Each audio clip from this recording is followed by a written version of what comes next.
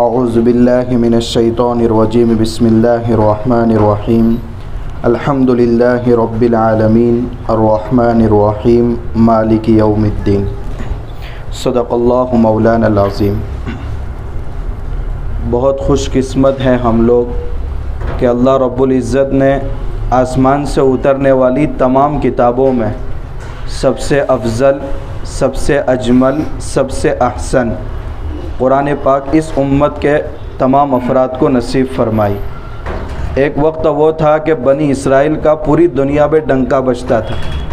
خود اللہ رب العزت نے پہلے پارے میں 3 مرتبہ فرمایا وَإِنِّي فَضَّلْتُكُمْ عَلَى الْعَالَمِينَ، ہم نے آپ کو تورات اور بنی اسرائیل میں ہزاروں انبیاء کو مبعوث فرما کر پوری دنیا پر آپ کو فضیلت دی ہے۔ مگر جب امت محمدیہ اس کا وجود ہوا اور اللہ کے نبی صلی اللہ علیہ وسلم کلام پاک کو لے کر کے آئے تو اب ان کی حیثیت اور فضیلت ختم ہو گئی اس امت کے سامنے، اور تمام امتوں پر فضیلت اس امت کو حاصل ہوئی اس کلام پاک کی برکت سے اور اللہ کے نبی صلی اللہ علیہ وسلم کی برکت سے۔ قرآن کے متعلق چند باتیں وہ ہیں جو ہر مسلمان کو معلوم ہونا ضروری ہے۔ 3 باتیں آج کے درس میں آپ کے سامنے آئے گی۔ سب سے پہلی بات، قرآن کی ڈیفینیشن کیا ہے، قرآن کی تعریف کیا ہے، قرآن کس کو کہتے ہیں۔ دوسرے نمبر پر قرآن کریم اللہ کے نبی صلی اللہ علیہ وسلم کو جو عطا ہوا ہے وہ وحی کے ذریعے عطا ہوا ہے، تو اللہ کی طرف سے اللہ کے نبی صلی اللہ علیہ وسلم پر جو وحی آتی تھی اس کی مختلف صورتیں تھیں، تو وہ صورتیں کون کون سی ہیں۔ تیسرے نمبر کی بات ہے سبب نزول۔ قرآن کریم کی بہت ساری آیات ایسی ہیں کہ اگر اس کا بیک گراؤنڈ پس منظر معلوم نہ ہو تو قرآن کی وہ آیات سمجھ میں نہیں آ سکتی۔ اس کو کہا جاتا ہے سبب نزول۔ اللہ تعالیٰ نے قرآن میں یہ آیت اتاری ہے تو یہ کس پس منظر میں آیت اتری ہے، اس کا واقعہ کیا ہے، اس کا سبب کیا بنا ہے۔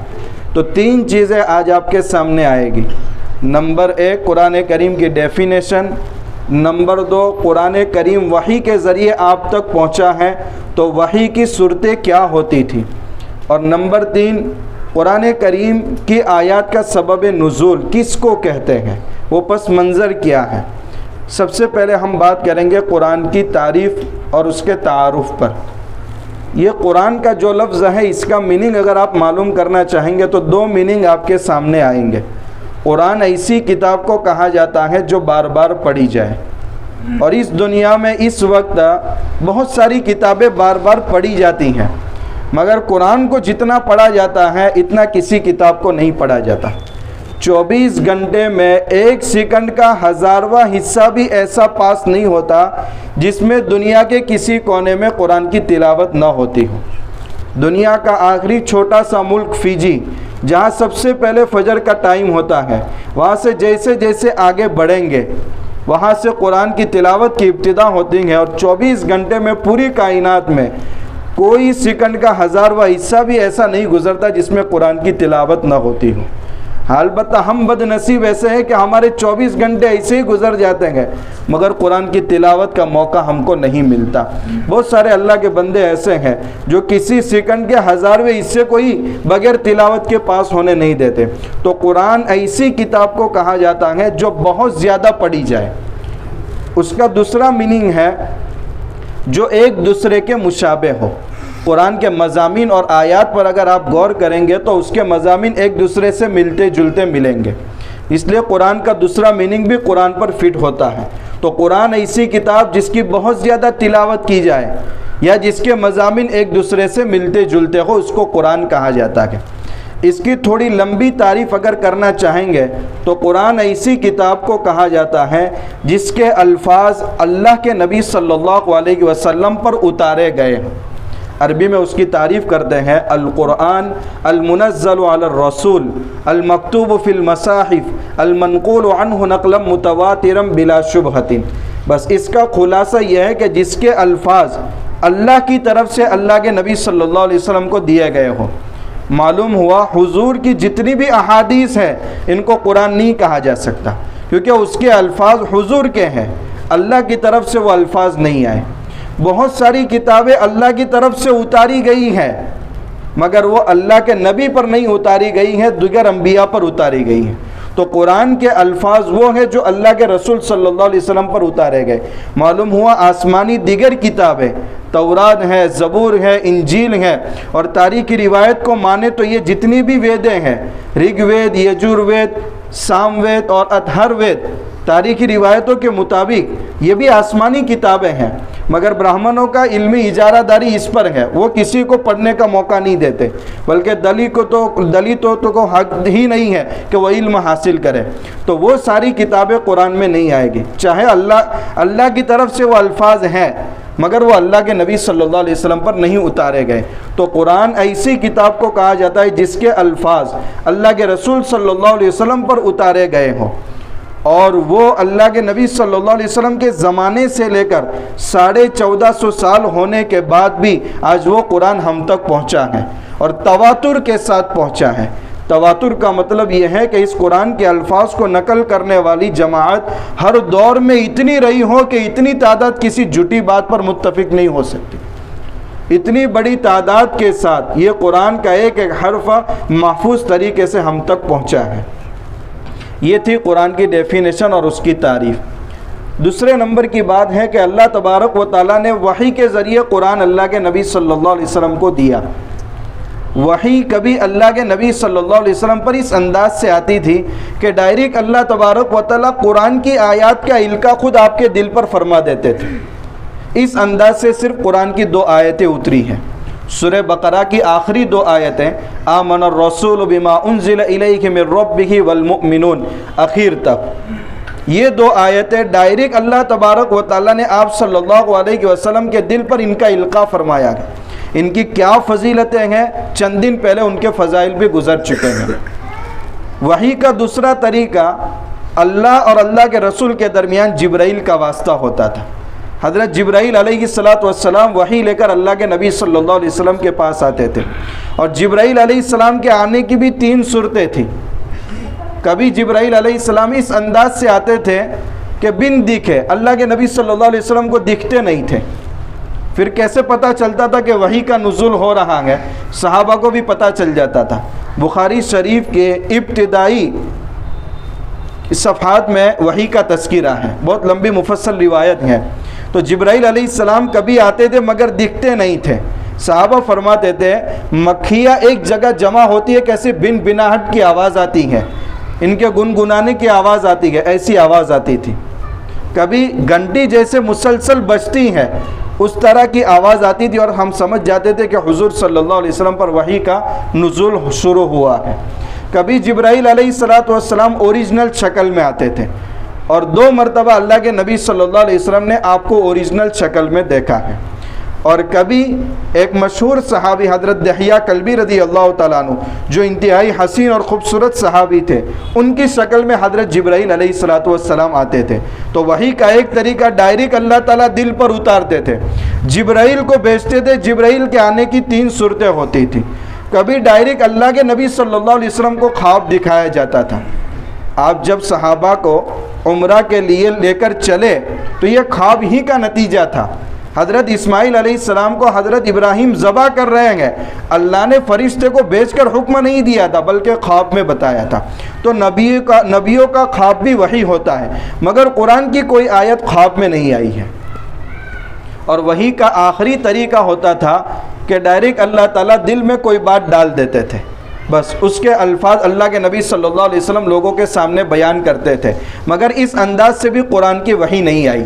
قرآن کی وحی ڈائریکٹ اللہ نے القاء فرمایا ہے قرآن کی آیات کا، یا جبرائیل علیہ السلام کو بھیجا ہے۔ ان 2 طریقوں سے قرآن کی آیات اس دنیا میں آپ صلی اللہ علیہ وسلم کے قلب مبارک پر اتری ہے۔ تو دوسری بات بھی مکمل ہوئی۔ تیسری بات، بہت ساری آیات قرآن کی وہ ہیں کہ ان کا ایک پس منظر ہے، ان کا ایک بیک گراؤنڈ ہے، جس کو سبب نزول کہا جاتا ہے۔ نزول کے معنی ہے قرآن کا اترنا، سبب کے معنی ہے وجہ۔ قرآن کی آیت کس وجہ سے اتری، ان کو مثالوں سے ہم سمجھیں گے۔ قرآن کی ایک آیت ہے وَلِلَّهِ الْمَشْرِقُ وَالْمَغْرِبُ، اللہ تو مشرق سمت کا بھی مالک ہے اور مغرب کی سمت کا بھی مالک ہے، ساری جہتیں اللہ کے کنٹرول میں ہیں۔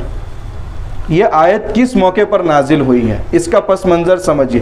اگر پس منظر نہیں سمجھیں گے تو اس آیت سے مطلب یہ لیں گے کہ جب ساری سمتوں کا مالک اللہ ہے تو رخ اس سمت میں کرو کہ اس سمت میں کرو کہ اس سمت میں کرو، کیا حرج ہے؟ اللہ تو ہر جگہ ہے، لہذا قبلہ کی طرف رخ کرنے کی کیا ضرورت ہے؟ یہ مطلب سمجھیں گے جب اس کا پس منظر معلوم نہیں ہوگا تو۔ اس کا پس منظر یہ ہے کہ ایک مرتبہ اللہ کے نبی صلی اللہ علیہ وسلم رات میں نماز پڑھ رہے تھے اور صحابہ بھی آ کر آپ کے پیچھے نماز پڑھنے لگے، لیکن رات کی تاریکی اتنی شدید تھی کہ کون کس طرف کھڑا ہے نہیں معلوم تھا۔